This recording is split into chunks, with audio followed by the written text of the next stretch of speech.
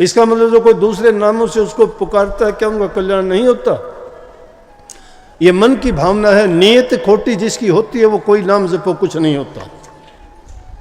नाम आदमी के हृदय की शुद्धि पर है, उसकी पवित्रता पे है। आप सभी को प्यार भरी राधा स्वामी जी।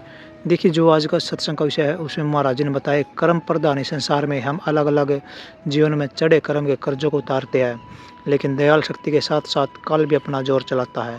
हम गुरु की भक्ति के बिना अपने चढ़े हुए कर्मों को नहीं उतार सकते। अगर हमें कर्मों के पाप कर्मों को उतारना है तो हमें गुरु की शरण लेनी पड़ेगी और गुरु के बताए गए रास्तों पर चलना पड़ेगा। गुरु का हर रास्ता हमें नेकी की तरफ लेकर जाता है और हमारे जीवन को पवित्र बनाता है। महाराज जी ने बताया कि बिना गुरु के ना तो शांति मिलती ना मुक्ति मिलती। गुरु की शरण में ही हमारा जीवन है और उनके कहे अनुसार चलने से ही हमारा जीवन बनता है। और साथ ही सतगुरु महाराज जी ने बहुत प्यार भरी बातें सत्संग बताई है। तो चलिए आपका कीमती समय सत्संग को शुरू करते हैं। कृपया सत्संग को पूरा सुनकर पुण्य भागीदार उससे बनिए। राधा स्वामी। सबके सब अपने कर्म फल को भोगने के लिए आते हैं, लेकिन इंसान सुख चाहता है। क्यों चाहता है सुख? सुख क्यों चाहता है? ये रूह जहाँ रहती थी वहाँ सुख का आलम था, वहाँ आनंद ही आनंद था और ये सुख की भोगी थी। लेकिन यहाँ काल देश में आके तो इसको दुख ही दुख मिल गया, इसलिए उसे सुख के लिए तड़पती है। इसको जब याद आती है तो इसे दुनियादारी के दुखों को देख के कहता है कि हाय, ये दुख तो बर्दाश्त नहीं होते, बहुत बुरे।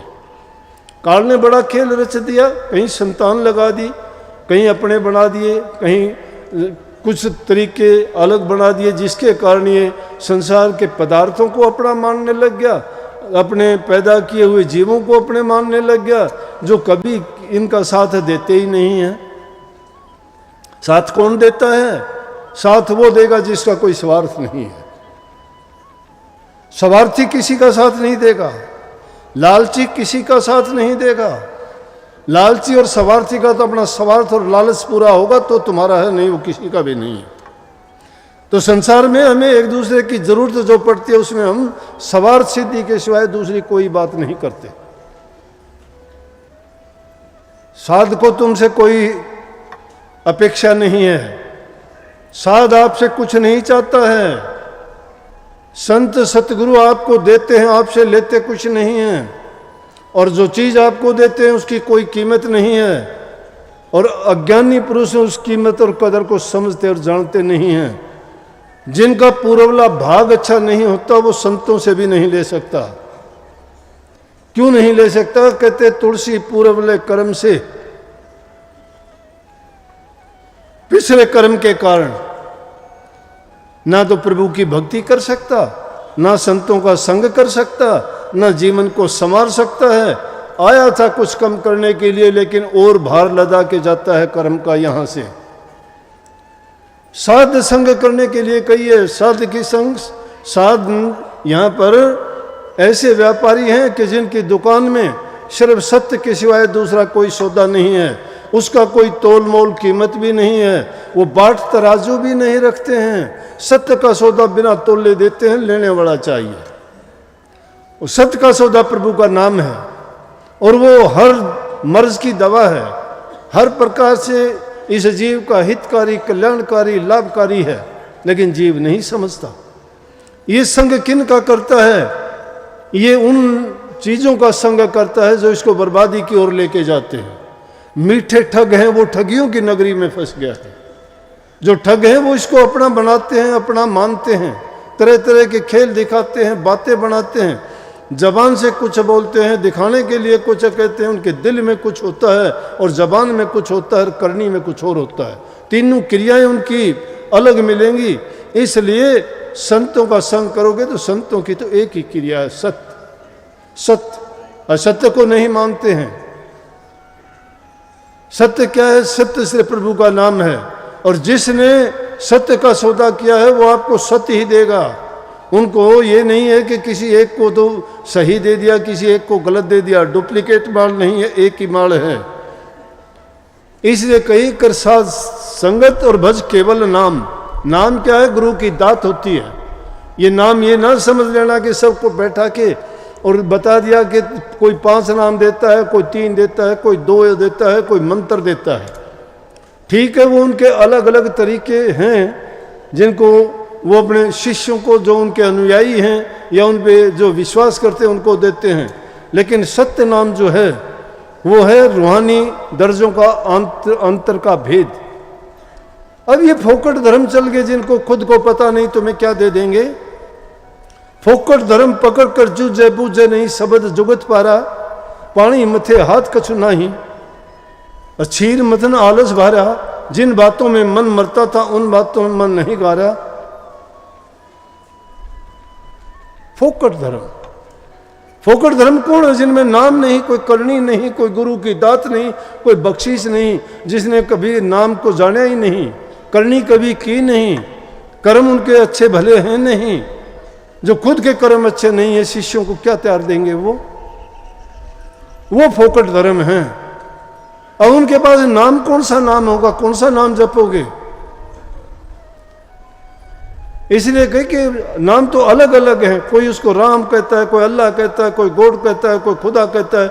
चीज ये कि नामों का तो फेर है, शब्दों का फेर है, उसमें अलग अलग उनको किस तरह से। इसका मतलब जो कोई दूसरे नामों से उसको पुकारता है, क्या उनका कल्याण नहीं होता? ये मन की भावना है, नियत खोटी जिसकी होती है वो कोई नाम जपो कुछ नहीं होता। नाम आदमी के हृदय की शुद्धि पर है, उसकी पवित्रता पे है। जब तक उसकी रूह और मन आंतरिक रूप से पवित्र नहीं है, मलिनता है, जब तक उसके दिल में द्वेष ईर्ष्या भरी है, तब तक वो कोई भी नाम ले लो बिल्कुल बेकार है। तो ये फोकट धर्म अगर किसी ने पकड़ लिया, उसके फिर हम क्या बन जाते हैं? कर्मकांडी हो जाते हैं। मेरा गुरु बड़ा है, मेरा नाम बड़ा है, मेरा धर्म बड़ा है, उसी को बड़ा मानते हैं, चाहे वो उसके कुछ भी ना हो उनके पल्ले, लेकिन फिर भी बड़ा मानते हैं। पाखंड को दुनिया मानती है, सच्चाई को नहीं मानती। और वो पाखंड पूजा में जब लग जाते हैं तो नकटा पंथ चल गया था, उस तरह से पंथ चले हुए हैं। धर्म एक ही है, नाम एक ही है। ये तो शाखाएं हैं, उन शाखाओं को बड़ा मानना नहीं, मंजिल तो एक ही है प्रभु के चरणों में पहुंचने की। लेकिन उसके लिए रूहानी ज्ञान पूरा होना चाहिए, वो नाम है। जब तक उस रूहानियत के दर्जे सीढ़ी बाई सीढ़ी प्रॉपर सही ज्ञान नहीं है, तब तक नाम कुछ नहीं है। अंधे बना दिए गए जीव। और अंध भक्त जब हो जाता है, आदमी आंख मीच के उस पर विश्वास करता है।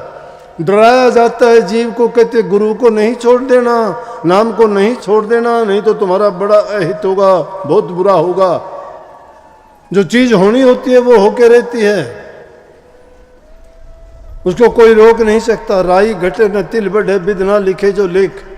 जो कर्म करके आए हो, उस कर्म का फल बना चुके हो, उस फल को कोई रोक नहीं सकता, मिलेगा वो। अगर अच्छा किया है तो अच्छा उसका फल मिलेगा, बुरा किया है तो उसका बुरा फल मिलेगा। नेकी का फल कभी बुरा नहीं हो सकता। कष्ट उठाने पड़ते हैं, रास्ते में बाधाएं और संकट इतने आएंगे पूछो ना। जो इस रास्ते पे चल के देखेगा उसको पता लगेगा। लेकिन जिसको गुरु की ज्ञान और गुरु की छड़ी जिसके हाथ में है ना, तो जिस प्रकार से तुम्हारे हाथ में छड़ी हो तो गली का कुत्ता भौंकता जरूर है, लेकिन पाट नहीं सकता। पता है उसको छड़ी है इसके हाथ में। जिसके हाथ में नाम रूपी छड़ी है गुरु की दी हुई, तो संसारी रूपे कुत्ते भौंकते तो हैं, लेकिन संतों ने यूं कही है, हस्ती चढ़िए ज्ञान के और सहज गलीचा डाल, स्वान रूप संसार है भौंकण दे जखमार। कि ये हाथी की सवारी है, ये ज्ञान का रास्ता, भक्ति का रास्ता, नाम का रास्ता। हाथी की सवारी का मतलब ऊंचे दर्जे का काम है ये। जिस प्रकार से कोई हाथी पर सवार होकर चले, गली में से गुजरे, तो उसको देख के कुत्ते भौंकते हैं। एक तो हाथी उनके लिए नया हो गया, कॉमन नहीं है, रोजाना कोई नहीं देखता, कुत्ते देख के भौंकेंगे, क्या आ गया। और फिर आदमी ऊपर बैठा हुआ वो भी अलग है, उसको भी तो आदमी सोचता है कि मुझे ये पार्ट ना लें। लेकिन महापुरुषों ने कहा कि निर्भय होके बैठो उस पर। जब तुमने ज्ञान का रास्ता अपनाया है, सच्चाई के रास्ते पे चलना चाहते हो, प्रभु की भक्ति निर्भय निडर होके करो। दुनियादारी के लोगों की अगर बातें सुनोगे तो हमें एक कदम भी नहीं चलने देंगे। ये तो झूठ का भी सच बना देंगे, राई का पर्वत बना के खड़ा कर देंगे। कदम कदम पर ऐसे वो मोर्चे लगा देंगे कि ये गिरावट आ जाए। बुरे रास्ते पे चलोगे कोई बोलने वाला नहीं है। जिन्होंने करके देखा है उनको पता है कि ये कितना कठिन मार्ग है, इतना आसान नहीं है। ये तो संतों की आप उन पर वो मानो कि आप पर कितनी मेहर की है इस युग में कि खुद कष्ट से कि उस नाम की कमाई करके आपको सस्ते में आसान तरीके से वो बता देते हैं। नाम की कमाई इतनी सहज नहीं, लेकिन घर गृहस्थियों के लिए संतों ने इतनी सुलभ बना दी कि आप उसको घर गृहस्थी के सारे काम करते हुए, लेकिन उनके लिए शर्त रखी गई है कि अपने दिल का हुजरा साफ करो, दिल के दर्पण की सफाई करो। दिल जब तक तुम्हारा साफ नहीं है, हृदय में सच्चाई नहीं है, पाप कपट में बरतते हो, झूठ ईर्ष्या निंदा करते हो, तब तक तुम्हारा हृदय शुद्ध पवित्र नहीं है। जहाँ शुद्ध पवित्र नहीं वहाँ प्रभु का वास कभी नहीं होता। प्रभु तो स्वयं करते हैं कि मुझे अगर खोजना है तो मुझे भक्तों के दिल में खोज लेना, वहाँ मिलूंगा। और वो भक्तों के दिलों में बैठे रहते हैं। कभी ये सोचते हो वो किसी पर्वत पे या किसी गुफा में या किसी मंदिर मस्जिद में बैठे होंगे, नहीं, वो कैदी नहीं है, वो कण कण में हाजिर हैं, मौजूद हैं। उसका ज़हूर जहाँ चाहो वहाँ देख सकते हो। इसलिए कहिए कि साध संगत करोगे नित्य प्रति के, और जो तुम्हारे मन की मलिनता है, बुराइयां हैं, पाप कर्म है, उनको निकालते रहोगे तो धीरे धीरे करके तुम्हारा हृदय पवित्र हो जाएगा। और जो पवित्रता के गुण है वही प्रभु के गुण है। परमात्मा की दृष्टि में कोई बुरा नहीं है। देखो उसकी बनाई हुई दुनिया में सब लोग हैं, ठग चोर लुटेरे पापी, किसी को कुछ नहीं कहता कोई कुछ भी करो, लेकिन सजा मिलती है किनको? जो जैसा कर्म करता है। परिणाम मिलता है जो जैसा कर्म करता है।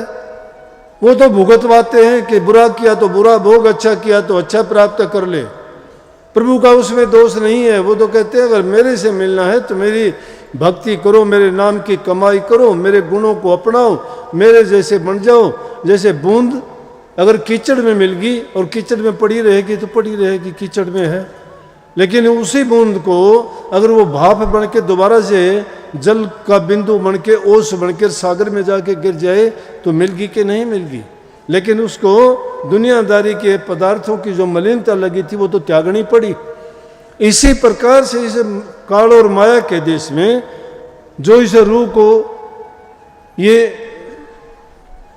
पर्दे पड़ गए इस पर अज्ञान के भरम के, वो जब उतर जाते हैं तो ये प्रभु के रूप में उसी प्रकार से रंगी जाती है और उसको कुछ देखने की, कुछ पाने की चाह नहीं रहती। उसने जो पाया है वो दूसरे को बता भी नहीं सकता। बता क्यों नहीं सकता है कि हम उन्हीं चीज़ों को बता सकते हैं जिनको हमारी ज्ञान इंद्रियां और कर्मेंद्रियां बता सकती हैं या कर सकती हैं। ज्ञान इंद्रियों के द्वारा प्राप्त कर सकते हैं और दूसरी जो कर्मेंद्रिय है उनके द्वारा हम उसको बना सकते हैं, बता सकते हैं वैसा ही। लेकिन उनका जब रूप नहीं है, रूप उनका कोई रूप ही नहीं है।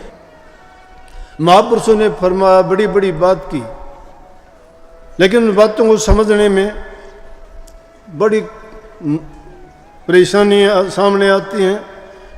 लेकिन समझने के रास्ते में जब चल पड़ोगे वो तुम्हारे लिए आसान हो जाएंगे। सत्संग को पूरा सुनने के लिए का बहुत बहुत धन्यवाद। हम आशा करते हैं आपने सत्संग को बड़ा ही ध्यान से सुना होगा। तो जैसे पहले सत्संग जी आपने सत्संग में सुना, महाराज जी ने बताया कि हमारे ऊपर कर्मों का जो पाप है वो चढ़ चुका है। अगर हम उनको उतारना चाहते हैं तो हमें गुरु की संगत लेनी चाहिए। गुरु का संग ही हमारे जीवन का सच्चा आधार होता है, जो हमारे जीवन को बनाता है और हमें स्वर्ग जैसा एहसास कराता है।